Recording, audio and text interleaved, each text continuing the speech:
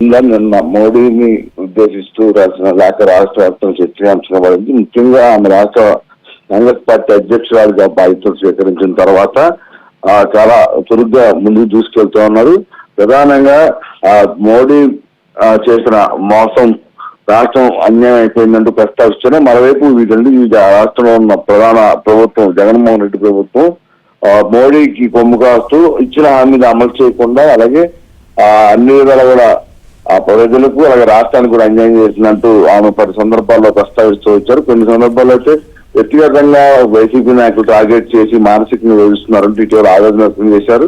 జగన్మోహన్ రెడ్డి లేకపోతే అధికారులు కావచ్చు, ప్రభుత్వ పెద్దలు కావచ్చు, పార్టీ పెద్దలు ఇలా ఎంతమంది టార్గెట్ చేసినా, వ్యక్తిగతంగా దూషించినా తాను వెనక్కి తగ్గేది లేదని ఏం పీక్కుంటారో అంటూ చాలా పరుషు పద్యాలంతో కూడా ఒక విధంగా జగన్మోహన్ రెడ్డి నేరుగా సవాల్ విసిరారు. ఈ పరిణామాల నేపథ్యంలో మొత్తం ఇప్పటికే ఆమె చేసిన అన్ని జిల్లాల వ్యాప్తంగా కూడా కాంగ్రెస్ పార్టీ అధ్యక్షులకు ప్రచారం చేయడంతో పాటు స్థానిక అంశాలతో పాటు రాష్ట్రంలో ఉన్న సమస్యలు కూడా ప్రస్తావించారు. మరోవైపు ప్రధానంగా కేంద్ర ప్రభుత్వానికి కొమ్ము కాస్తూ మోడీ ఏం చేసినా కూడా జీ హుజూర్ అంటూ జగన్మోహన్ రెడ్డి వైఖరిని కూడా తూర్పారపడుతూ అంశాల వారికి కూడా ప్రస్తావిస్తూ వస్తున్న పరిస్థితి మనం చూస్తాము. అయితే నిన్న మోడీకి నేరుగా ఏపీసీసీ అధ్యక్షురాలి హోదాలో రాసిన లేఖ కూడా రాజకీయ చర్చనీయాంశమైంది. ప్రధానంగా రాష్ట్ర విభజన వల్ల ఆంధ్రప్రదేశ్ అన్ని విధాలు నష్టపోయిన పరిస్థితి. ఈ నేపథ్యంలో రాష్ట్రాన్ని అన్ని విధాలు ఆదుకుంటామంటూ ఆ రోజు విభజన సమయంలోనే అప్పటి ప్రధాని 5 ఏళ్లు ప్రత్యేక హోదా ఇస్తామని చెప్పి పార్లమెంట్ లో ప్రకటించిన పరిస్థితి. అదే సమయంలో ప్రతిపక్ష పార్టీగా ఉన్న బీజేపీ, వెంకయ్యనాయుడు కావచ్చు, అందరూ కూడా 10 ఏళ్లు ప్రత్యేక హోదా కావాలి, అప్పుడే ఆంధ్రప్రదేశ్ అభివృద్ధి చెందుతుందని కూడా చెప్పిన పరిస్థితి. ఈ అంశాలను మరోసారి ఆమె తన లేఖ ద్వారా గుర్తు చేశారు. ఆ తర్వాత మోడీ ప్రధాని అయిన తర్వాత కూడా ఆంధ్రప్రదేశ్ అన్ని విధాలు ఆదుకుంటామని, అభివృద్ధి చేస్తామని చెప్పిన సందర్భాలు. అలాగే అమరావతి అంకురార్పణ జరిగిన సమయంలో నేరుగా అమరావతి ప్రాంతానికి ఆయన వచ్చి మట్టి నీరు తేవడంతో పాటు ఆ రోజు ఢిల్లీని తనదల్లే విధంగా అమరావతిని అభివృద్ధి చేస్తామని చెప్పిన అంశాన్ని కూడా ప్రస్తావిస్తూ నిన్న లేఖలో మోడీకి కొన్ని ప్రశ్నలు కూడా అందించారు.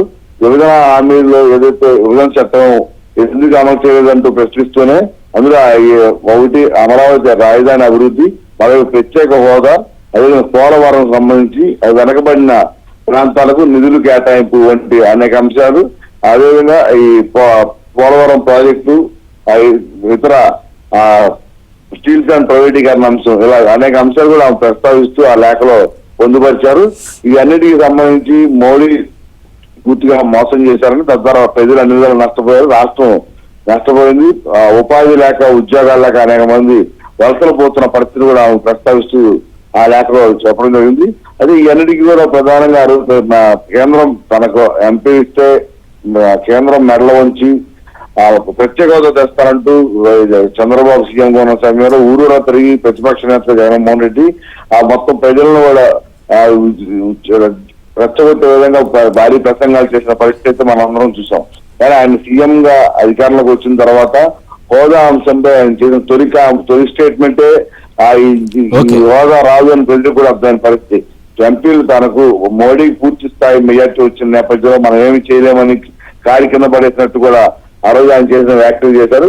అయినప్పటికీ కూడా ఇప్పటికీ ప్రజలను మోసం చేస్తూ ఢిల్లీ వెళ్ళినప్పుడు కూడా తాను ప్రత్యేక హోదా కోసము, పోలవరం ప్రాజెక్టు కోసము మోడీని అందిస్తున్నారు, తరచు కూడా ఢిల్లీ పెద్దలను ఇదే అంశాలపై కలుస్తున్నారంటూ మొక్కుబడిగా ఒక ప్రకటన విడుదల చేయటం, దానిపై ఎవరైనా స్పందిస్తే వెంటనే వ్యక్తిగతంగా దోషం చేయడం వంటి పరిణామాలు జరుగుతున్నాయి. గతంలో ఎవరైనా ఢిల్లీ టూర్ సీఎం హోదాలో ఎవరైనా వెళ్తే వెంటనే అక్కడ జరిగిన అభివృద్ధికి సంబంధించి కావచ్చు, ఆ చర్చల సారాంశాన్ని ఒక పత్రిక ప్రకటన రూపంలోనో లేకపోతే నేరుగా సీఎం లేదా సీఎం ప్రతినిధులు ఎవరెవరు పూర్తి స్థాయిలో సమాచారాన్ని ప్రజలకు చేరవేసే ఒక సంప్రదాయం కొనసాగేది.